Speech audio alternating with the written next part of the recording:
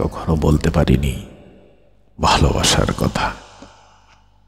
অনেক প্রস্তুতি নিয়ে বুকের মধ্যে অনেক অনেক সাহস সঞ্চয় করে ভালোবাসার কথা জানাতে তার সামনে গিয়েছি কতবার, কিন্তু পারিনি। সব সঞ্চয় করা সাহস উড়ে যেত বিস্তীর্ণ আকাশে। তার চোখে চোখ পড়তেই ক্ষিপ্র বেগে হৃৎস্পন্দন শুরু হয়ে যেত। হাত থরথর করে কাঁপতে আরম্ভ করত। মাথায় রক্তস্রোতের ক্ষিপ্রতা বাড়তে থাকত অত্যাশ্চর্যভাবে। আমি সম্বিত হারিয়ে ফেলতাম।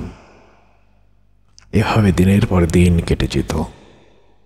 মাথার ভেতরে রূপালী আগুনের মতো এক সুতীব্র রহস্য স্নাত ঘোর নেশা আমাকে কিছুতেই সুস্থির হতে দিত না।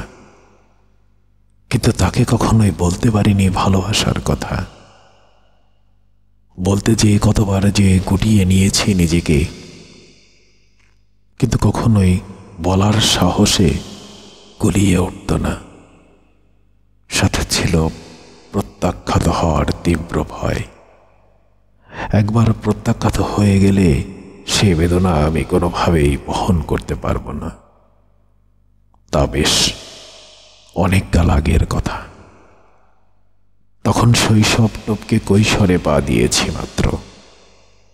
চারপাশ ঘিরে গোধরিয়া আকাশময়ে ছড়িয়ে থাকা সোনালি ম্লান আলোর বিচ্ছুরণের মতো এক বিমুগ্ধকর স্নিগ্ধতা। চোখের সামনে নতুন এক বিস্ময় মুখর পৃথিবী।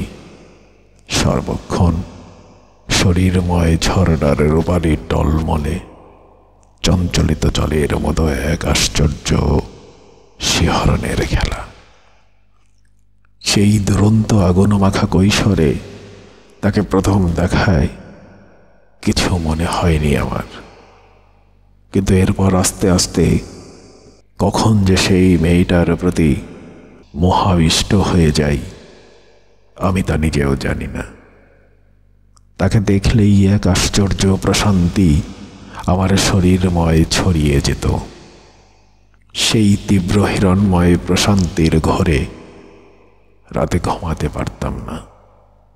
সারা রাতে জেগে জেগে তার মুখশ্রী কল্পনা করে এক অপার হিম আনন্দে ভেসে যেতাম। নিজের ভেতরে গড়ে নিতাম শান্তিময় এক স্বপ্নের পৃথিবী, যেখানে সে আর আমি ছাড়া আর কেউ থাকতো না। প্রেম কি তখন জানতাম না আমি। শুধু জানতাম তার চোখ, চুল, মুখশ্রী, মুখের অভিব্যক্তি সবকিছুই আমার জন্য সৃষ্টি। তাকে ছাড়া বেঁচে থাকা অর্থহীন। যে করেই হোক তাকে নিজের করে পাওয়ার এক সুতীব্র ঘোর আমাকে কিছুতেই ছাড়ত না। এভাবে কেটে গেছে অনেক দিন, কিন্তু তাকে কখনোই বলতে পারিনি ভালোবাসার কথা।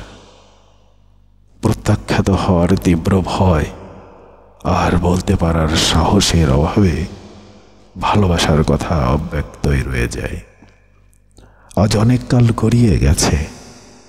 কালে কালে বেড়েছে দূরত্ব। জীবন থেকে হারিয়ে গেছে কত বছর।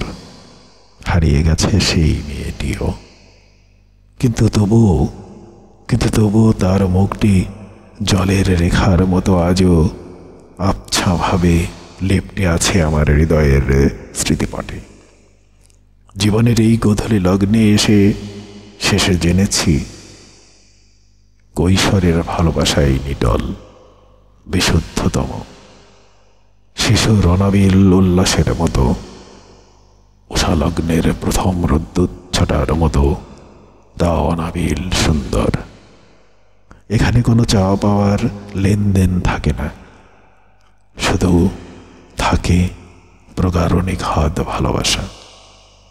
এখানে ভালোবাসার কথা কখনো মুখ ফুটে বলা হয় না, তাই ভালোবাসার অনুভূতিগুলো পরিণত পায় না। বৃষ্টি ধোয়া ঘাস সুন্দর, কিন্তু ভোরের শিশির ধোয়া ঘাস আরো স্নিগ্ধ।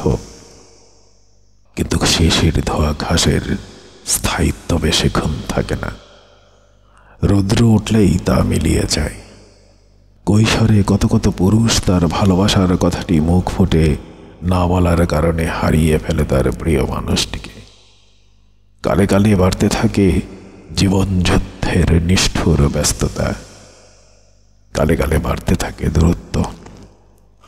একসময় ধূসর মেঘ পুঞ্জের মতো তা হয়ে যায় ম্লান, একসময় তা হয়ে যায় নীলিন নিশ্চিহ্ন।